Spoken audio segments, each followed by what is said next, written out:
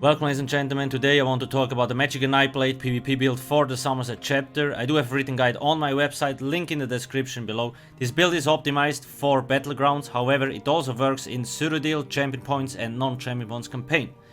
At the moment we are in the Champion Points campaign. So when I kinda look more or less fully buffed we would have like 2.4k spell damage, which is more than fine. You see we have a lot of overall stats. That's in the Champion Points campaign. Now let's go to the non-Champion Points campaign. Now we're in the non-Champion Points campaign.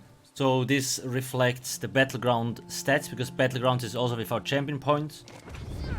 When we more or less fully buff, except for the spell damage still would be at 2450. You see we have a lot of magic recovery. Our max stats are really high.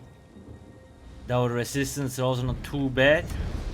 When we look at them, as long as we use the puff, pretty high, even though in light armor. We are running the Atronach Mundo Stone. Now how do we get so high stats? It's simple. We are running tri-stat food. Mag blades have really strong passives, so that's why they have so high recovery, even though we don't use like Clockwork or Witch Mothers. We want to use this. Potion wise, I run the spell power pots. Now a lot of people might say, well, you should run Essence of Health. You can do that if you want, however, spell power pots are really freaking strong with this build, okay? Because your abilities, like your crit rating. When I drink a pot, you see my crit rating is at 41%, and that in Battlegrounds. You will melt through people, in combination with the proc sets that we use. Race. High Elf, Argonian is basically the best PvP race, but the High Elf and the Dark Elf work also. Argonian would just be the easiest to sustain.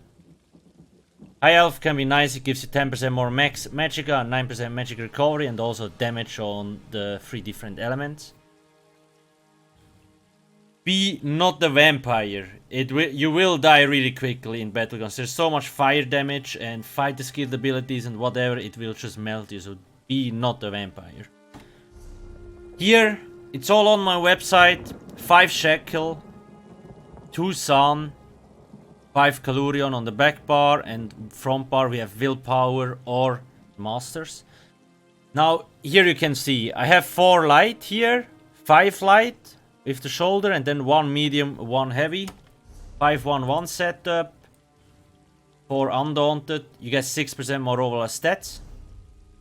I have tri-stat on every single piece. That's how I get my stamina so high. You really need that stamina, trust me. You want to dodge around quite a bit, so you really want that juicy stamina. All impenetrable if possible.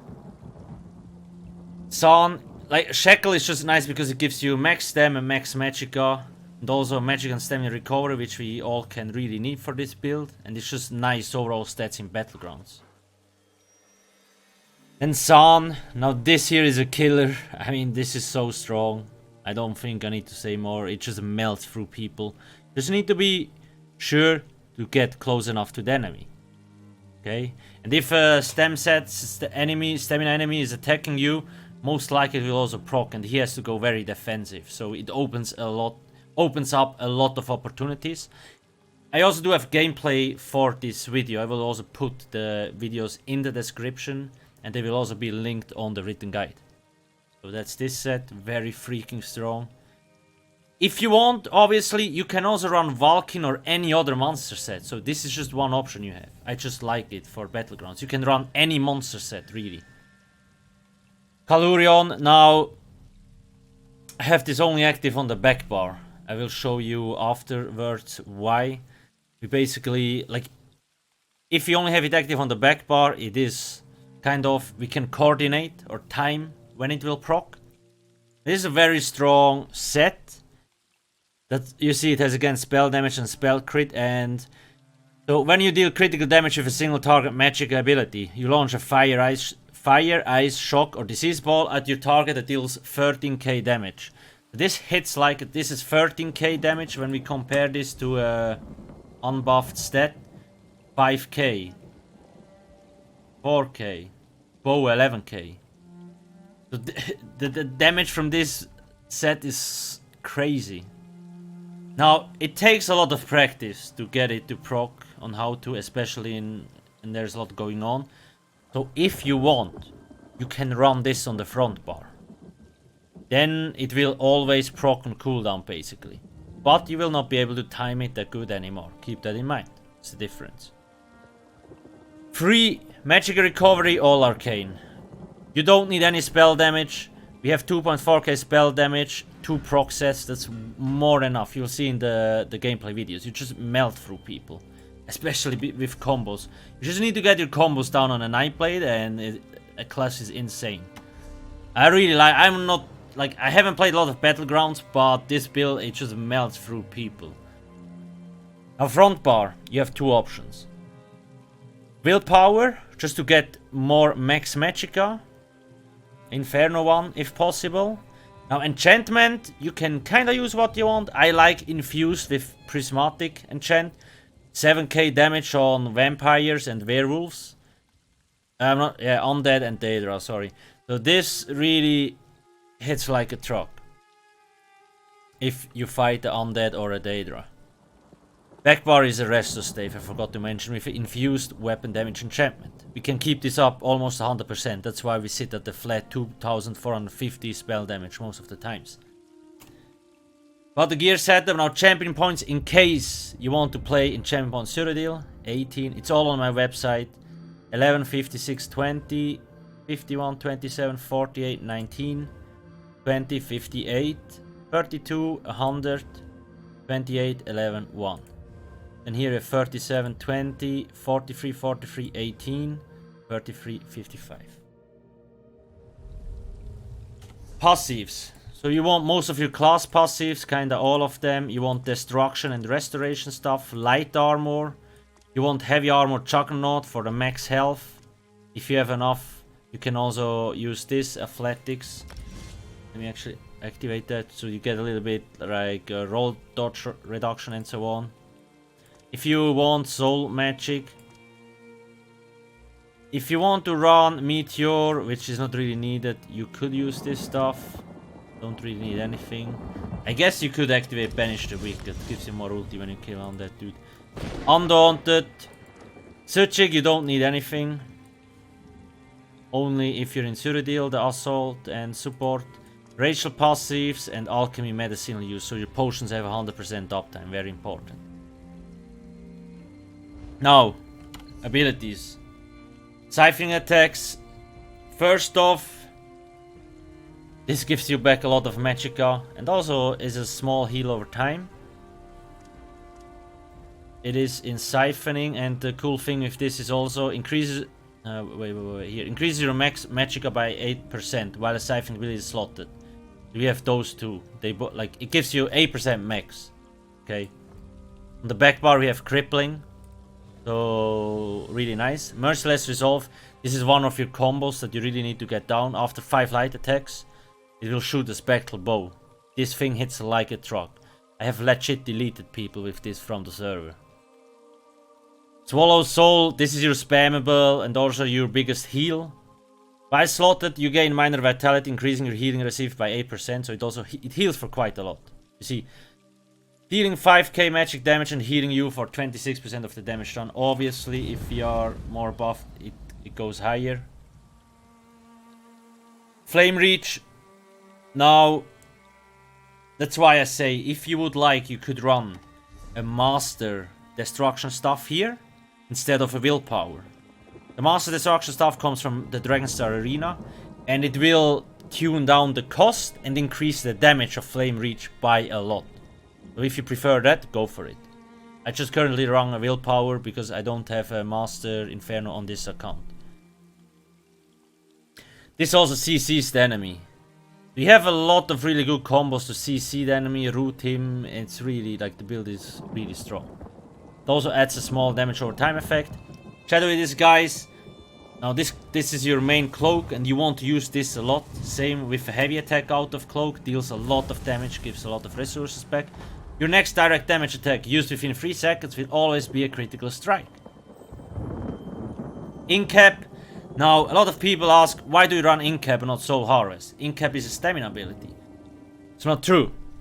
Sure, Incap scales with physical penetration, but ultimates always scale off the higher stat. We have more max Magicka and spell damage, so it will be buffed like 9k disease damage. Now the main reason why we use this, it's again 70 ultimate points, and it stuns the enemy.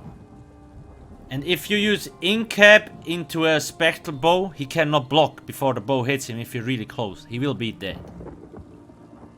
Like, I have literally killed people from 100% to 0 because they didn't see. I was cloaked. Heavy attack, Incap, spectral bow, dead. Plus it also applies major defile, reducing their healing received. Back bar, shadow image. Now this needs a lot of work. Like, you need to learn how to use this correctly. Place it somewhere, take the fight somewhere else. And if you're in trouble, you can get out, cloak, goodbye. They will never find you again.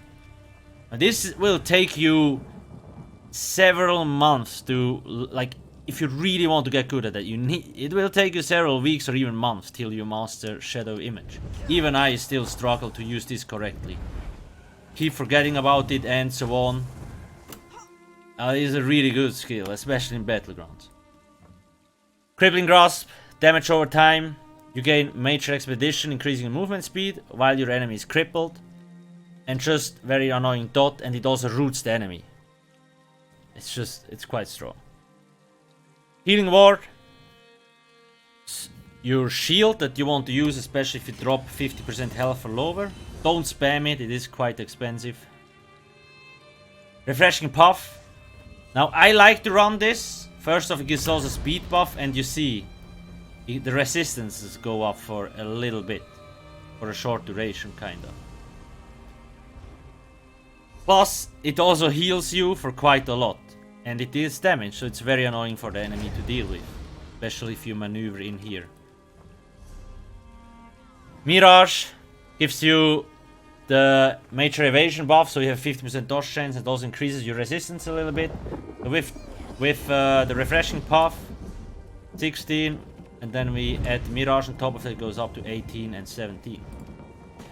Now, a lot of people ask you, are you a madman not running a second shield? So if you would like, you can run Dampen Magic either on the Mirage spot or on the Refreshing Puff spot.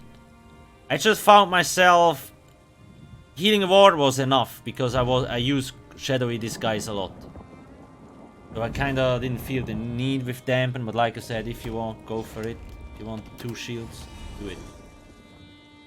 Then I have Life Giver. I prefer Life Giver over Light's Champion.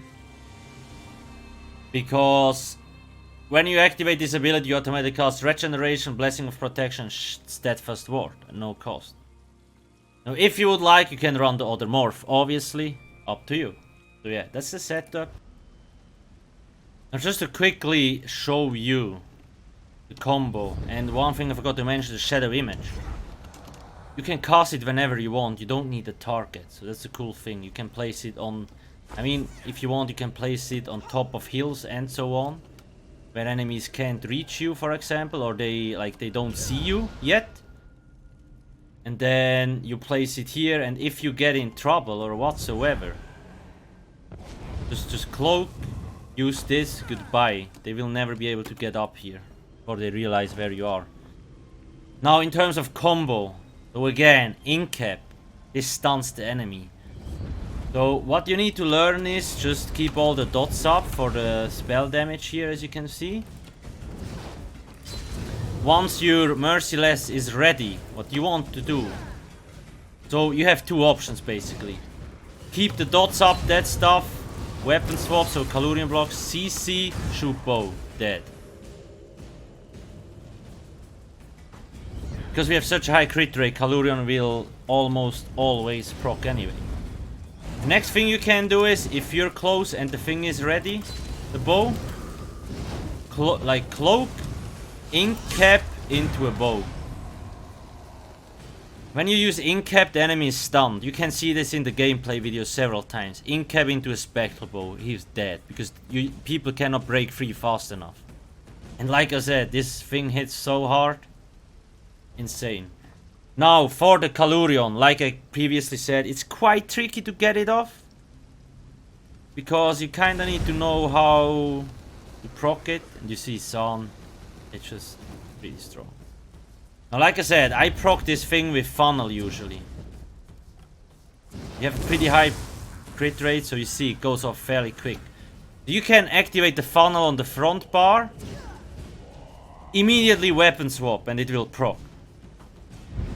So often I find myself funneling, weapon swapping. I think it's still on cooldown. Funnel, weapon swap, use something else, incap, bow, dead. Even the tankiest dudes will rip. You just need to get a feeling for how to get the Kalurion off. At the beginning I had a lot of issues. If it got too complicated, the combat, I forgot to proc Kalurion. But it's just a learn to play thingy in the end. Like I said, if you want to slot it on the front bar, go for it. But on the back bar, if you really learn to play, you will be able to time it better and control the proc better. That's my 2 cents.